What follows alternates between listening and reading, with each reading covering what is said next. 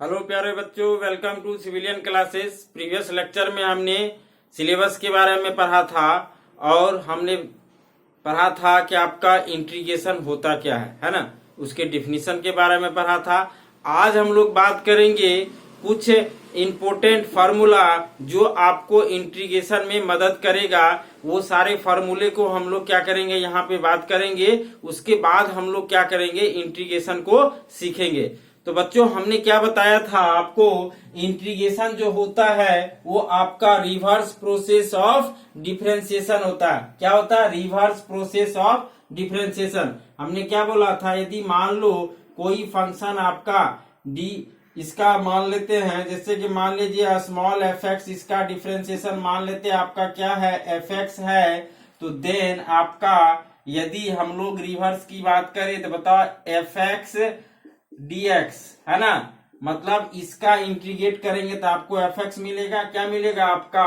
F x plus हमने यहाँ पे कांस्टेंट ऐड किया था, है ना। और हमने बताया था ये c क्या होता है, आर्बिट्रेरी कांस्टेंट होता है, जिसको हम लोग इंटीग्रेशन कांस्टेंट भी बोलते हैं। और हमने बोला था ये आपका क्या होता है, इसका वैल्यू यदि किसी एक पार्टिकुलर क्वेश्चन के लिए जो हम लोग फिक्स कर देंगे वही उसके लिए हो जाएगा, ठीक है ना।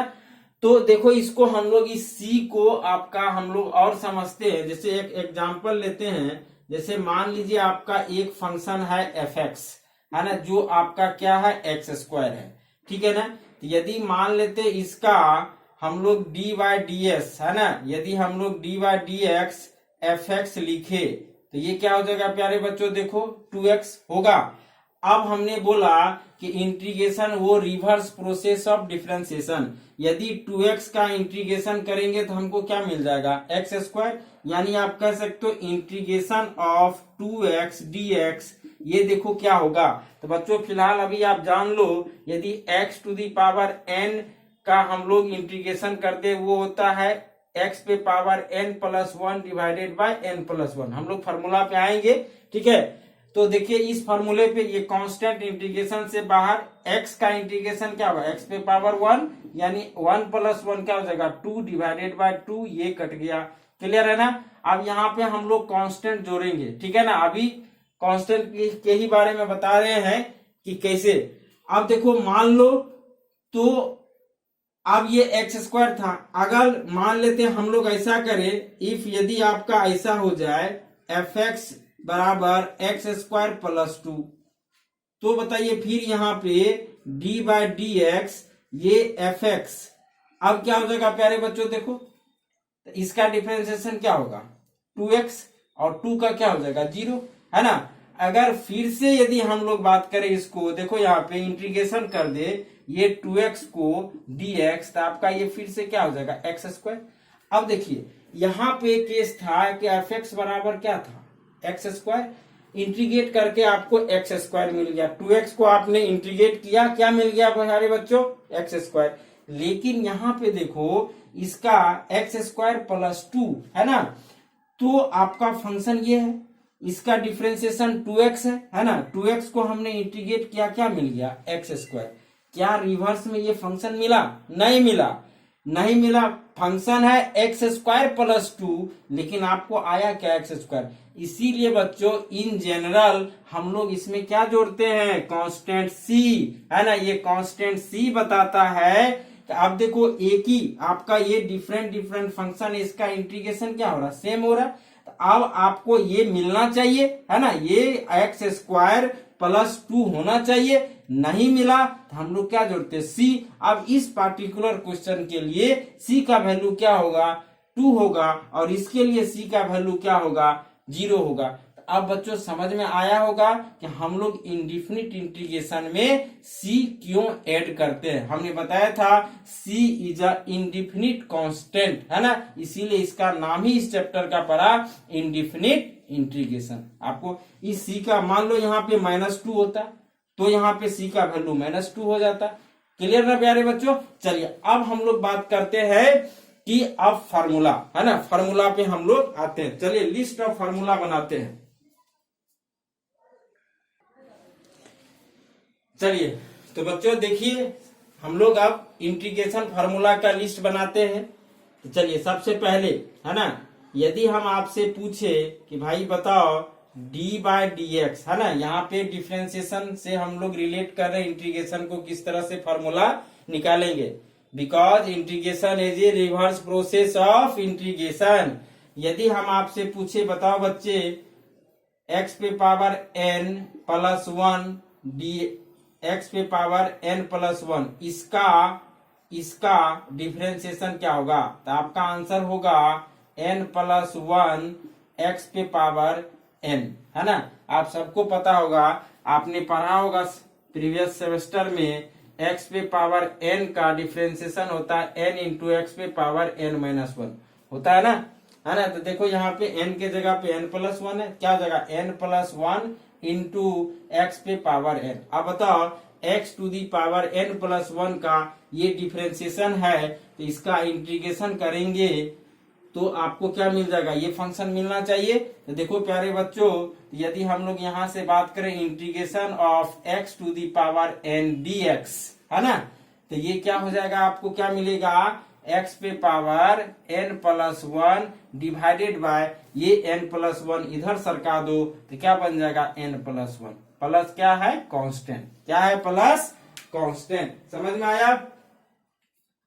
तो बच्चों तो देखिए यहाँ पे, है ना, तो एक फॉर्मूला आपका निकल गया, x to the power n का इंटीग्रेशन क्या होगा, x पर power n plus 1 divided by n plus 1, ठीक है ना।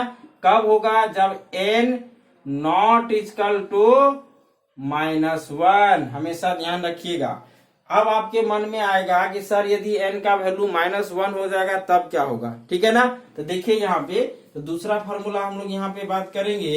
आप बच्चों बताओ, यदि हम आपसे पूछे कि बताओ भाई dx upon dx log x, यदि log x का डिफरेंशिएशन आपसे पूछेंगे तो log x का क्या होता है, 1/x होता है ना जी।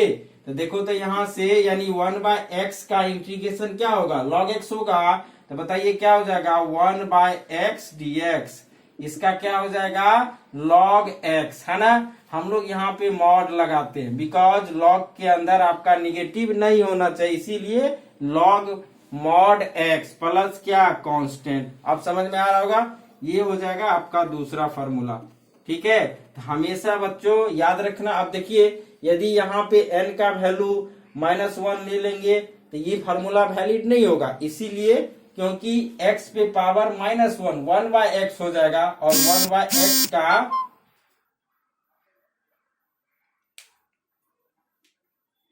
ठीक है बच्चों, ठीक है। तो देखो यहाँ पे, तो हमेशा याद रखना कि इंटीग्रेशन ऑफ 1/x का क्या होगा, log x। हमेशा याद रखना कैलकुलस में log का बेस क्या होता है, e होता है ना, क्या होता है, e होता है, और log बेस e उसको हम लोग ln बोलते हैं। ln का मतलब होता है नेचुरल log बेस e, है ना, हमेशा याद रखना, ठीक है बच्चों। चलिए अब तीसरा फॉर्मूला आपको पता होगा, यदि हम लोग d बाय डी एक्स, यदि साइन x, बताइए साइन x का आपका डिफरेंशिएशन क्या होता है, cos x, है ना बच्चों। तो यदि हम लोग cos x का इंटीग्रेशन की बात करें, cos x dx, तो बराबर क्या हो जाएगा आपका sin x, क्या हो जाएगा sin x प्लस क्या हो जाएगा कांस्टेंट। ये सभी फार्मूला आप याद करते जाओगे और एक लिस्ट बनाते जाओगे, ठीक है बच्चों। उसी तरह से बताइए फोर्थ नंबर, यदि हम लोग आप बात करें d बाय डी एक्स, आप बताइए cos x का डिफरेंशिएशन क्या होता है, माइनस साइन x, क्या होता है माइनस साइन x। यदि हम लोग यहाँ पे बात करें integration of sine x dx, तो क्या हो जाएगा, ये माइनस को उधर सरका देंगे तो क्या हो जाएगा minus cos x plus c, है ना, क्लियर है। तो साइन x का इंटीग्रेशन क्या होगा, minus cos x plus c, clear है।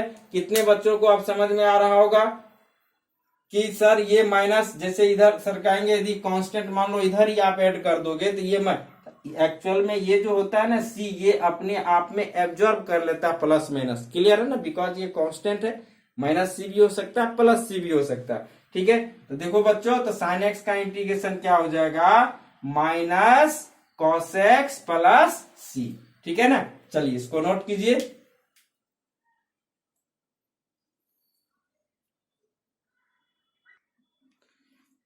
नेक्स्ट देखिए बच्चों, आपका जो भी नंबर होगा 5th नंबर है ना, d/dx है ना 10x। 10x का डिफ्रेंसिएशन क्या होता है, sec स्क्वायर x।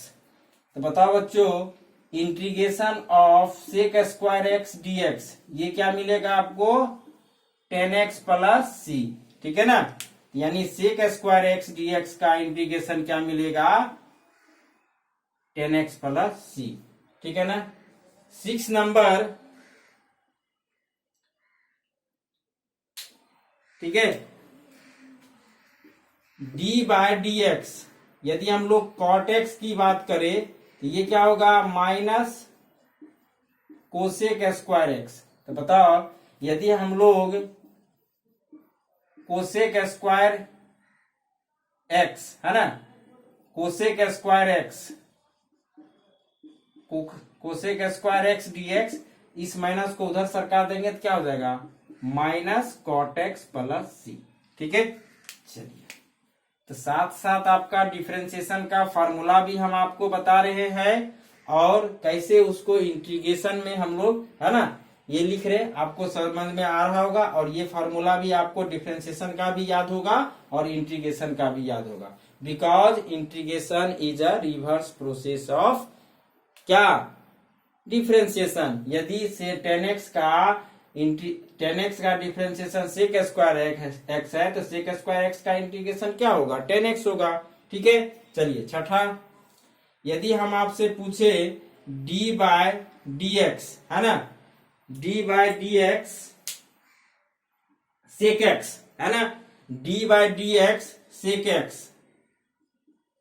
तो बताओ बच्चों इसका क्या होगा सेक x इंटू 10x होता है ना। तो यानी आप बताइए ये क्या हो जाएगा integration sec x into 10x dx, ये क्या हो जाएगा आपका सेक x, क्या हो जाएगा सॉरी देखो यहाँ पे सेक x इंटू 10x, सेक x 10x, इसका इंटीग्रेशन क्या हो जाएगा सेक x प्लस सी, है ना।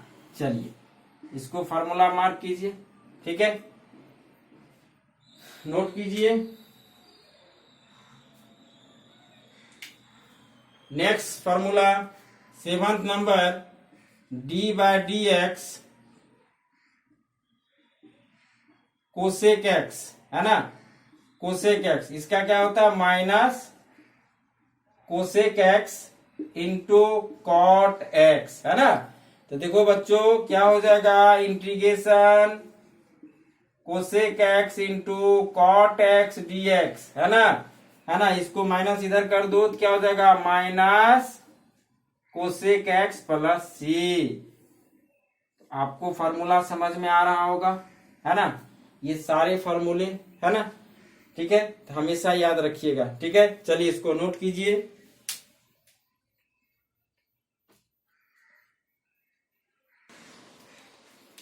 चलिए नेक्स्ट, तो बच्चों यदि हम आपसे पूछे d/dx e to the power x, है ना, इसका क्या होता है differentiation e to the power x। अब बताओ यहां से integration of e to the power x dx क्या हो जाएगा e to the power x plus constant, है ना। तो e to the power x का इंटीग्रेशन क्या होता है e to the power x, है ना। चलिए नेक्स्ट, यदि हम आपसे पूछे d/dx sine inverse x, sine inverse x का डिफरेंशिएशन क्या होगा 1/√1 माइनस एक्स स्क्वायर। तो बताओ बच्चों यहां से 1/√1 माइनस एक्स स्क्वायर, है ना, इसका इंटीग्रेशन क्या होगा साइन इनवर्स x, क्या होगा sine inverse x plus constant, ठीक है ना। Integration of 1/√1 minus x square dx क्या होगा साइन इनवर्स x, ठीक है। 10 नंबर, यदि हम आपसे पूछे d/dx tan inverse x, tan inverse x का क्या होगा तो क्या होता है डिफरेंशिएशन 1/1 प्लस एक्स स्क्वायर। जो बच्चे पिछले क्लास में डिफरेंशिएशन नहीं पढ़े हो कम से कम यहाँ पे जो फॉर्मूला हम लोग लिख रहे हैं उसको आपको याद रखना है, ताकि आप इंटीग्रेशन अच्छे से एंजॉय कर सको। ठीक है बच्चों, क्योंकि हमने बोला था इंटीग्रेशन यदि आपको अच्छे से सीखना है तो आपको डिफरेंशिएशन आना चाहिए, बहुत डीप में नहीं लेकिन बेसिक चीज आना चाहिए। तो बच्चों जो जिनको आता है बहुत अच्छी बात है, जिनको नहीं आता वो बिल्कुल ना घबराएं, यहाँ पे हम हैं, आपको सारा चीज सिखा देंगे, आपको किसी चीज से डरना नहीं है। ठीक है, तो चलिए, तो आपका ये क्या हो जाएगा, देखो यहाँ पे integration 1/1 plus x square dx, बताओ बच्चों क्या हो जाएगा, tan इनवर्स x, क्या हो जाएगा आपका tan इनवर्स x, है ना, प्लस क्या c। ठीक है, उसके बाद यदि हम लोग नेक्स्ट फार्मूला की बात करें तो देखो बच्चों क्या हो जाएगा आपका 11 नंबर d/dx, यदि हम आपसे बात करें सेक इनवर्स x, तो बताओ बच्चों क्या हो जाएगा सेक इनवर्स x। यदि सेक इनवर्स x का बात करें तो इसका क्या होता है x into root under x square minus 1। तो देखो यहाँ से यदि आपका कल को 1/x into root under x square minus 1 dx है ना, इसका इंटीग्रेशन क्या हो जाएगा sec inverse x plus c। ठीक है, चलिए तो प्यारे बच्चों इसको नोट करेंगे।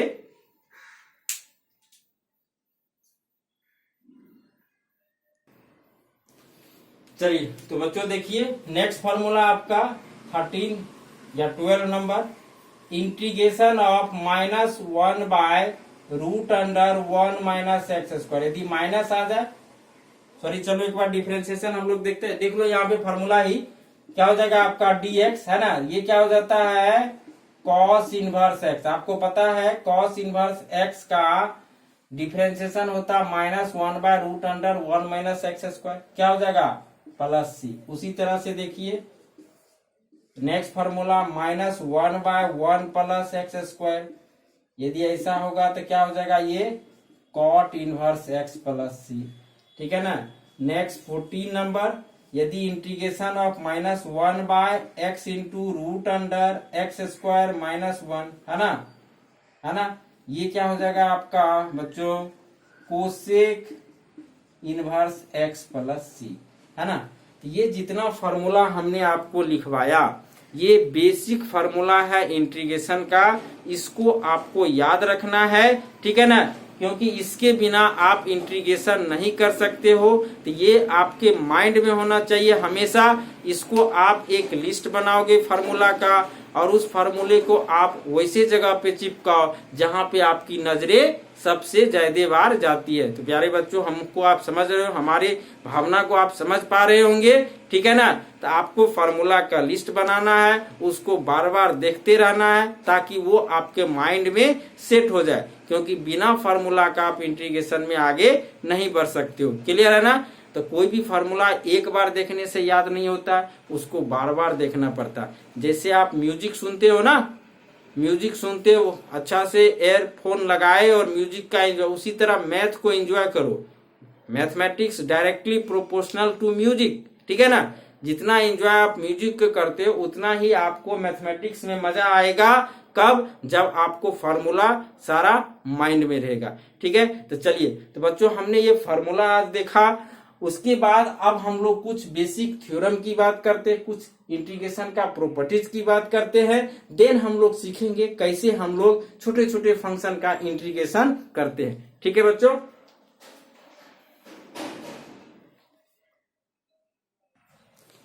चलिए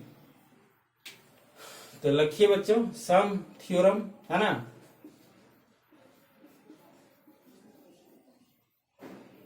पहला लिखेंगे इफ, यदि इंटीग्रेशन के अंदर कोई कांस्टेंट है ना के एफ एक्स डी एक्स है ना, वेयर के क्या है कांस्टेंट है, तो कोई भी कांस्टेंट यदि आपका मल्टीप्लीकेशन होगा है ना, मान लो ये फंक्शन है इसमें कोई कांस्टेंट, तो ये कांस्टेंट क्या होता है इंटीग्रेशन से बाहर निकल जाता है। क्या होता है, क्या हो जाएगा के multiply integration F x D x.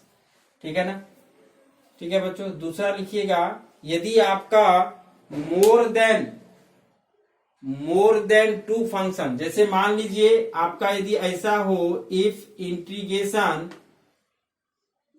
f1 कोई फंक्शन है plus minus f2 plus minus f3 plus minus and so on, और इसको इंटीग्रेट करना है, तो जब ये प्लस माइनस में रहे तो बच्चों क्या हो जाता है, इंटीग्रेशन से अलग, सब में ये इंटीग्रेशन ऑपरेटर सब पे ऑपरेट होगा, अलग अलग करेंगे, क्या होगा, f1 dx plus minus integration f2 dx plus minus integration f3 dx plus minus and so on, इस तरह से चलता जाएगा हमेशा।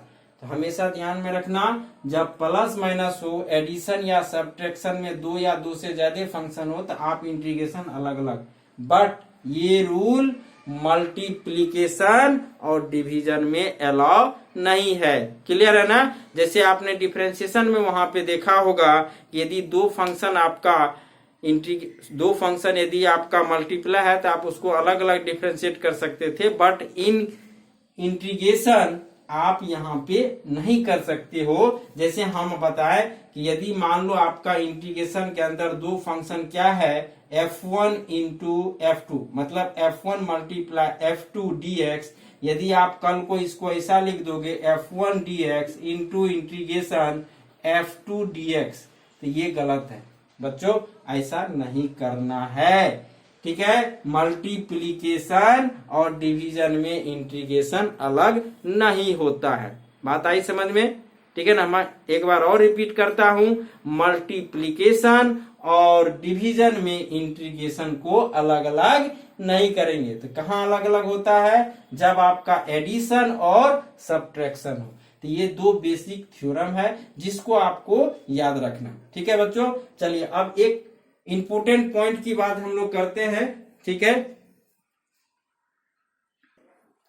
चलिए तो बच्चों देखो, एक इंपोर्टेंट करके लिखना। हमने आपको बताया था कि यदि मान लीजिए आपका कोई फंक्शन f(x) है ना, यदि d/dx यदि f(x) है ना, इसको लिखा जाता f'(x), इसको हमने यहाँ पे कैपिटल f(x) लिखा था ना। अब मान लीजिए ऐसा हो जाए d/dx x के जगह पे आ जाए ax प्लस b। बात आई समझ में? हमने क्या बोला, अब x के जगह पे क्या हो जाएगा, ax प्लस b। आपको डिफरेंशिएशन आता है ना? तो बताइए ये क्या हो जाएगा, कैपिटल x के जगह क्या हो जाएगा, ax प्लस b। आप बताइए डिफरेंशिएशन में a क्या होगा, आप फंक्शन ऑफ फंक्शन से डिफरेंशिएशन करते हैं ना, तो पहले ये f(x) अंदर वाले के टर्म में होगा, देन अंदर वाला x के टर्म में होगा। तो बताइए ये f(x) का ये है, ठीक है ना, यहाँ पे x के जगह पे ax प्लस b है, तो क्या हो जाएगा, x के जगह पे ax प्लस b। अब अंदर वाला का डिफरेंशिएशन x के टर्म में क्या होगा बच्चों, a होगा। यदि हम लोग अब इंटीग्रेशन करें, है ना, यहाँ पे हमने बताया था इंटीग्रेशन ऑफ f(x) dx, तो बच्चों क्या हो जाएगा, स्मॉल f(x) प्लस c होगा ना। इस केस में देखिए क्या होगा, इंटीग्रेशन ऑफ आपका यदि हम लोग f(ax) प्लस b dx, तो बताओ क्या होगा, a को इधर ट्रांसफर कर दो तो ये क्या हो जाएगा, f(ax) प्लस b, ठीक है ना, डिवाइडेड बाय a। हमेशा बच्चों याद रखना, यदि x के जगह पे ax प्लस b आ जाएगा तो कुछ नहीं करना, इंटीग्रेशन में x के कोफिशिएंट से डिवाइड कर देना। ये बहुत ही इंपॉर्टेंट चीज है, इसको हम लोग एग्जाम्पल से समझते हैं। ये चीज को हम लोग बच्चों एग्जाम्पल से समझते हैं। जैसे एग्जाम्पल से समझिए, यदि हमने बोला integration of cos x dx, अभी थोड़ा देर पहले बताया था क्या है, cos x का इंटीग्रेशन होता है sin x प्लस c। यदि कल को आपको कोई पूछ दे कि भाई बताओ cos x 2x plus 5 dx, है ना, अब देखिए x के जगह पे बच्चों क्या हो गया, 2x प्लस 5। हमने क्या बोला, x के जगह पे ax प्लस b हो जाए तो क्या हो जाएगा, f(ax) plus b into a, इसका ये डिफरेंशिएशन इंटीग्रेशन क्या होगा, f(ax) plus b divided by a। तो बताइए cos का इंटीग्रेशन क्या होता है, साइन, क्या होगा sine 2x plus 5 divided by x का कोफिशिएंट 2 प्लस c। बच्चों आई समझ में, है ना। इस चीज को जब हम आगे देखेंगे सब्स्टिट्यूशन मेथड, तब आपको ये समझ में आएगा कि इस 2 से कैसे डिवाइड हो गया। ठीक है ना। अभी देखिए हम लोग इस कॉन्सेप्ट को यूज कर सकते हैं। क्लियर है ना। यदि कल को x के जगह ax प्लस b आ जाए, यानी कोई लीनियर टर्म आ जाए, तो कोई दर्द नहीं है, x के कोफिशिएंट से क्या कर देंगे, डिवाइड कर देंगे इंटीग्रेशन में। उसी तरह से प्यारे बच्चों देखो, यदि मान लो आपको कोई पूछ दे integration of e to the power 2x plus 5 dx, तो आपका आंसर क्या होगा। अभी हम बताए थे e to the power x का इंटीग्रेशन क्या होता है, e to the power x। तो बच्चा बताओ क्या हो जाएगा, e to the power 2x plus 5 divided by x coefficient क्या है 2। तो उम्मीद करेंगे आपको ये समझ में आया होगा। क्लियर है प्यारे बच्चों। इस चीज को हम सब्स्टिट्यूशन में भी आगे पढ़ेंगे, आप वहां पे क्लियर देखेंगे 2 से डिवाइड हो जाएगा। ये क्लियर ना। चलिए ठीक है, तो बच्चों इसको नोट करेंगे।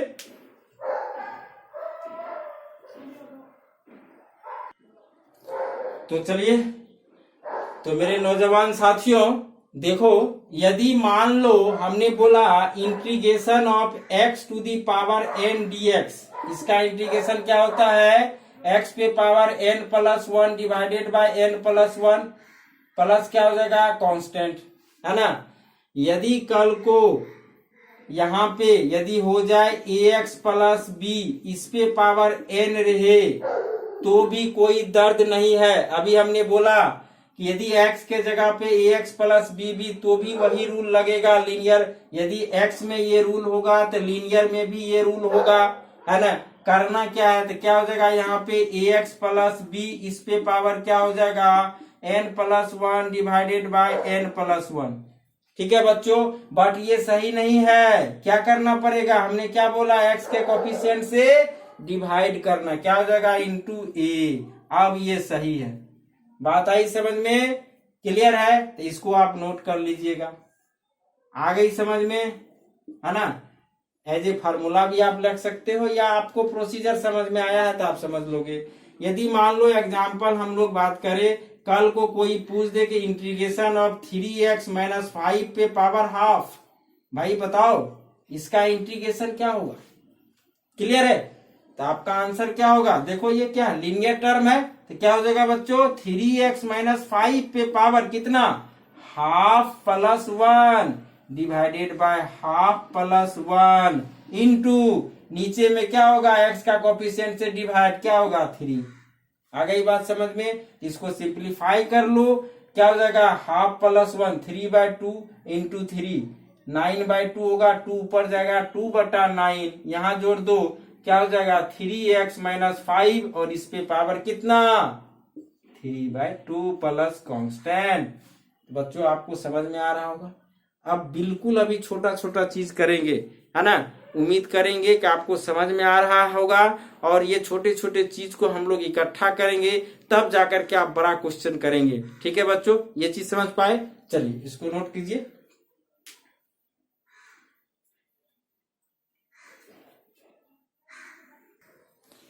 तो देखो बच्चों, एक सिंपल सा हमने क्वेश्चन लिया है, अभी तक आपने जो पढ़ा है उसी कॉन्सेप्ट पे हमने लिया है। देखो आपका है integration e to the power x plus 2 by x plus cos x plus sec square x.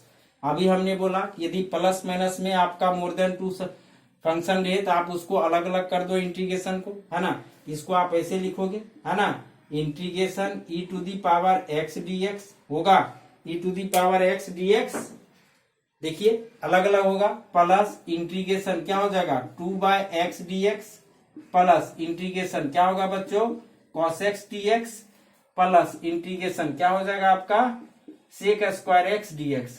आ गई समझ में। अभी आपको समझाने के लिए हमने इसको अलग अलग, जब आपका प्रैक्टिस हो जाएगा तो आप इतना ये स्टेप नहीं लिखोगे, डायरेक्ट मन में करना है ना।